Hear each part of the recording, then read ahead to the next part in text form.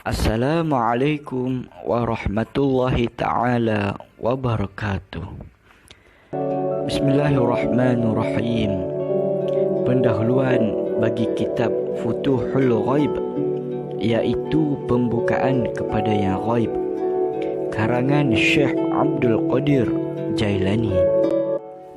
Buku ini adalah terjemahan dari buku Futuhul Ghaib karangan Syekh Abdul Qadir Al-Jailani yang bermakna pembukaan kepada yang ghaib.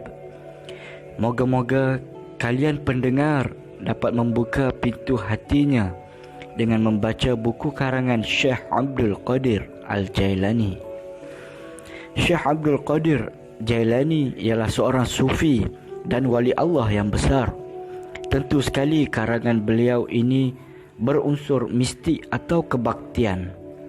Orang-orang sufi lebih mementingkan soal-soal rohani, jiwa, hati, kebatinan dan yang ghaib. Dan semua ini adalah perkara ghaib, iaitu tidak ternampak dengan mata kasar dan tidak dapat diraba dengan tangan. Tetapi yang ghaib itu tetap ada. Untuk mengetahuinya perlulah menyuci hati hingga bersinar dengan cahaya ketuhanan yang maha tinggi. Ini dapat dilakukan dengan bimbingan guru yang mursyid dan berlatih dengan bersungguh-sungguh. Oleh kerana kitab ini berunsur mistik dan dikarang oleh seorang sufi yang agung, maka kalian pendengar hendaklah memandang dari kacamata orang-orang sufi. Orang-orang sufi adalah orang-orang yang cenderung kepada kebatinan dan kerohanian. Istilah yang mereka gunakan pun adalah membawa pengertian yang berbeza daripada biasa. Misalnya perkataan mati. Mati dalam pandangan orang-orang sufi bukan berarti bercerai nyawa dengan badan. Menurut pandangan mereka, mati yang bermaksud bercerai nyawa dari badan itu pada hakikatnya bukanlah mati, kerana roh atau jiwa itu masih hidup meskipun badan telah mati. Roh atau jiwa itu keluar dari sangkarnya, iaitu badan, dan masuk ke alam yang lain. Ibarat burung yang keluar dari sangkarnya. Badan itu tinggal dan lama-kelamaan reput dan busuk, tetapi roh itu tetap hidup. Oleh itu ini bukan mati. Dalam kitab ini ada dikatakan, matikan diri kamu. Di sini bukanlah berarti kita bunuh diri kita dengan menggantung diri atau menyembelih leher atau menembak kepala kita.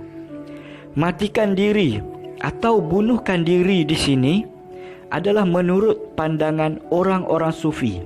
Yang dimaksudkan ialah membunuh, mematikan atau membuang nafsu amarah atau hawa nafsu kebinatangan dan keiblisan yang ada pada kita itu.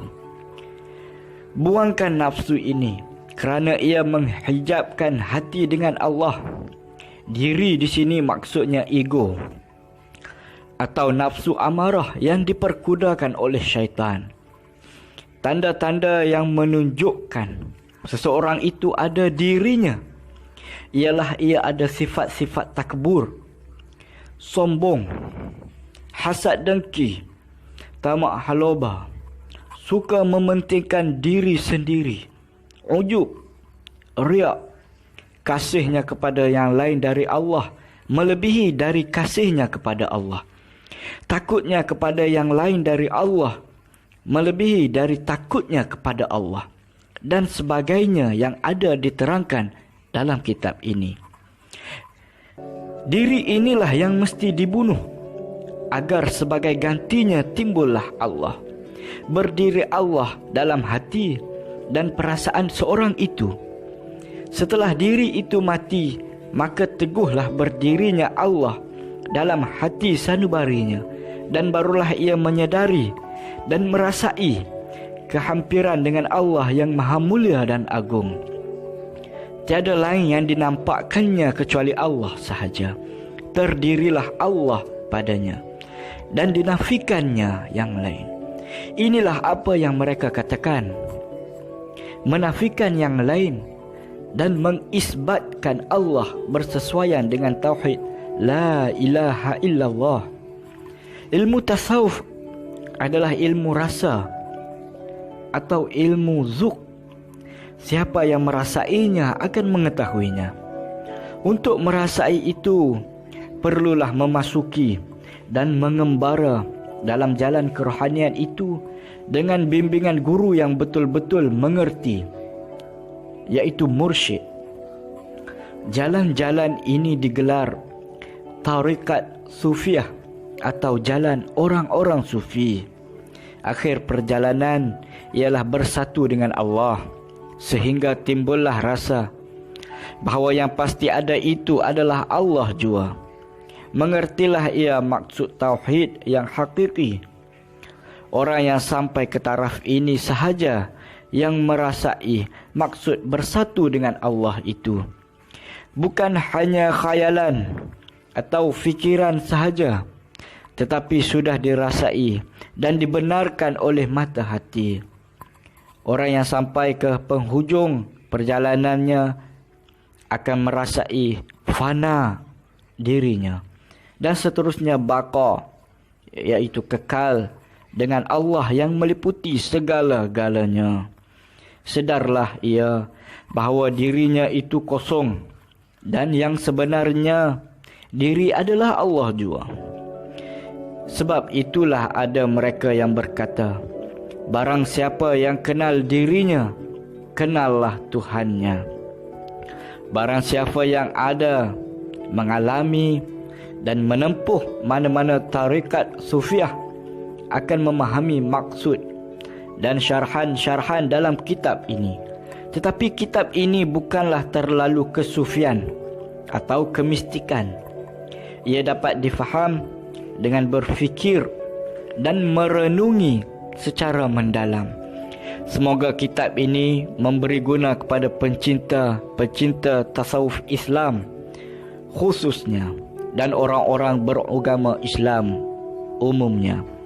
Lagi sekali ditegaskan bahawa kitab ini adalah karangan dan menurut pandangan seorang jago sufi dan wali Allah yang terkenal dalam dunia Islam. Janganlah dipandang dari segi kacamata orang-orang yang berjiwa kebendaan dan keduniaan semata-mata. Pandanglah dari segi kerohanian dan kebatinan.